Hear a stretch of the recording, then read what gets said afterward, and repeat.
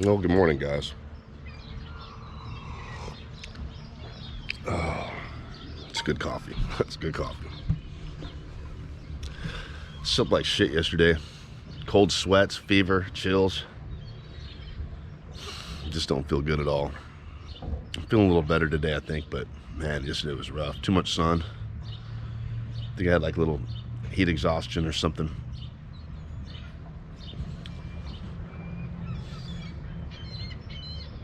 It's strange being in such a beautiful place and feeling like shit, you know? But, I don't know.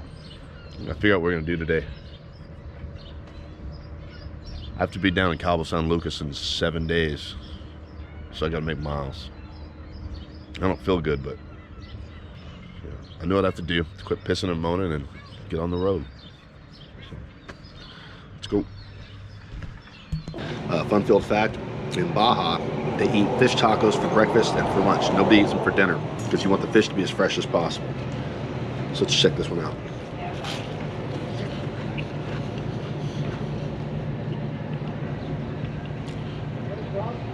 It's good. The one from yesterday knocked my dick in the dirt. This one, still good. Here's one of the things I learned about Baja. There are a ton of places just like this. They got the palapas right out on the water that you won't even see on the map. You don't need a reservation to come camp here. There are so many places, so many camps, and they all seem kind of empty because there's such a variety of them. On average, well, let's see, what is this one? 200 pesos, so yeah, 10 bucks. Every place seems to be between 5 and 10 bucks, and you really don't need a reservation or anything. Just cruise on out here, you will find a spot.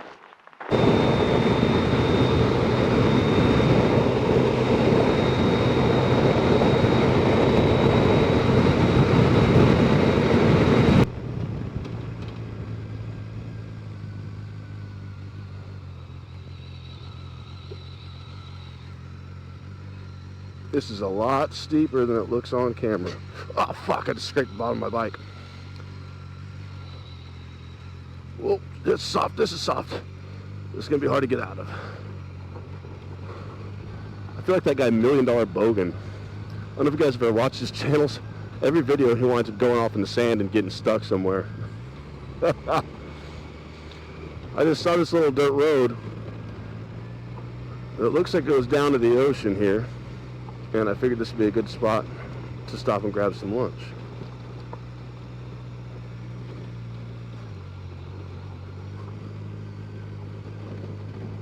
I'll tell you what's really cool about Baja too is all the camping spots are pretty cheap as we've seen. But the other thing is you can just come out here with your car, your motorcycle, anything, and you can just set up your camp. It's completely free. If it's publicly owned, it's free to camp on. And this mountain right here, that's a volcano called Pundadito.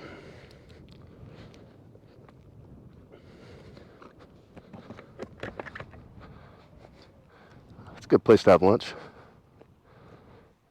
Yeah, this will do. So if you look at this, these are all wild oysters.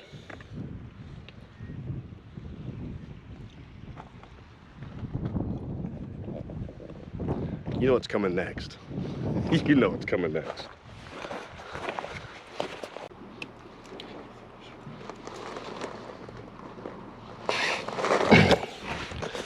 It's really hard to get into these. It's really hard to get into these. All right, I was finally able to open one of these.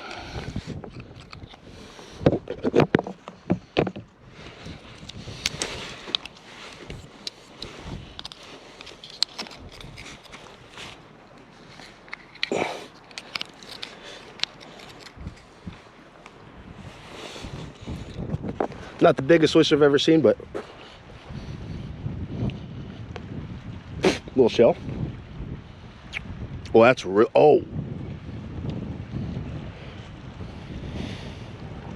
Well, I know I'm going to be doing the next 20 minutes.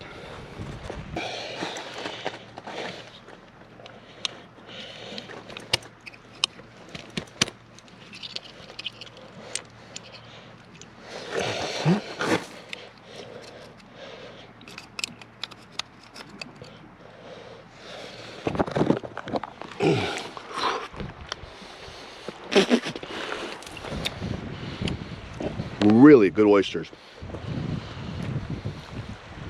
Wow. All right, well, I just had about 15 of these. So I'm off to go find tacos or something now. Because 15 of those things is not very filling. And I think you use more calories trying to get to them than you do eating them. The interesting part about cruising down these Baja highways, there is nobody on them.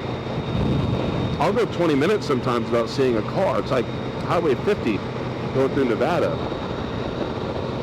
It really makes you feel alone out here, and that's a great feeling. To be alone surrounded by this immensity of nature.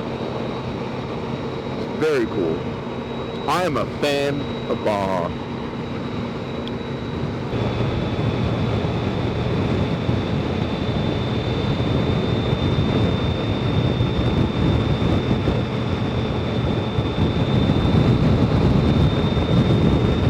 One of the best things you can do as a traveler is ask people where you should go. Places that are off the beaten path. And it's gonna take you to some amazing places. It's also gonna bring you here. I just rode 10 miles down a bumpy dirt road in winds that just tried to rip my neck off to come here. So I'm gonna leave. I'm gonna go to a place that isn't here. So let's go do that. I'm running a little bit behind schedule. I was told I could camp at that last shitty little village I was at, but there was nothing there. Now we gotta push another, I don't know, 120 Ks to get to Guerrero, Negro, where I can hope to find a place to camp there. Speed limit is 80, and I'm doing 130. So making good time. I want to get there and get my camp set up before dark. You know, I'll tell you something else. These highways are really dangerous. First of all, they're narrow. It's a 2-lane highway, 1 lane each direction. And the highway is about the same width as 1 lane of a U.S. interstate. Yeah, it's a little wider, but not much. 2 cars passing each other make your butthole pucker every time. And then they don't let you know when there's a turn coming and you should slow down. And when they do, they have a sign, Curva Peligroso. And let me tell you, when you see that sign, you better get hard on the brakes. Because they mean it when they finally warn you about it. I see it's very easy. It'd be, sorry, I'm going through my puberty. I see how it'd be very easy for someone to get an accident out here, though. There's a lot of memorials on this road.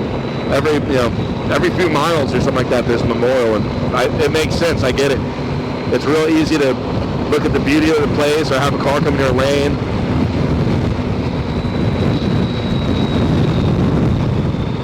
Something just happened.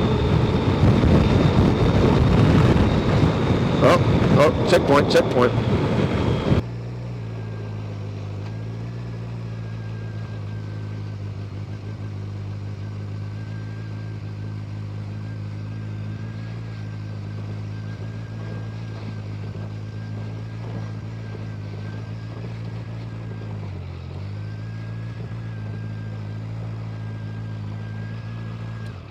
Hola.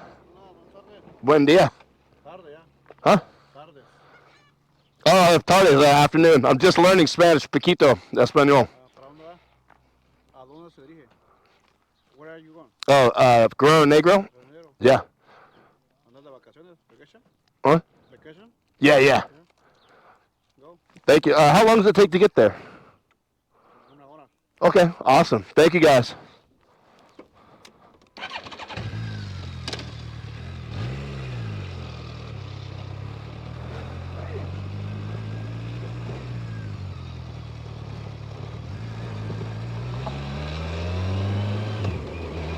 One hour to Guerrero, Negro, according to the man with the machine gun. Over 100 miles an hour. and saw those cows on the road. Woo!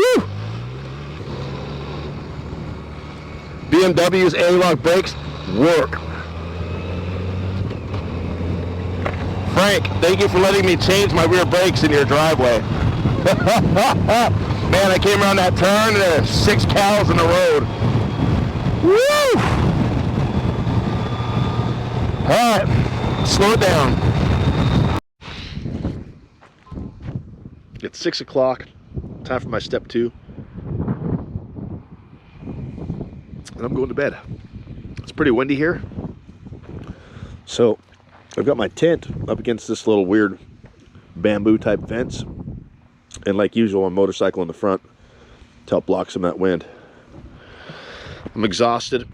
I rode from 8:30 this morning until 6 o'clock, so I did 10 hours today. I made it all the way down to Guerrero, Negro. I already smashed some tacos off of the trompa, which is like the big meat skewer thing. Oh, it's good. It's good. Yeah, that's all I got for you today. That's it. Let's see what tomorrow brings. I think tomorrow I'm going to... I met this guy in Slab City, Tony, and he owns like an RV camp resort place in Moulahay. So I'm gonna try to make it all the way to Moulahay tomorrow. Shouldn't be an issue. Peace.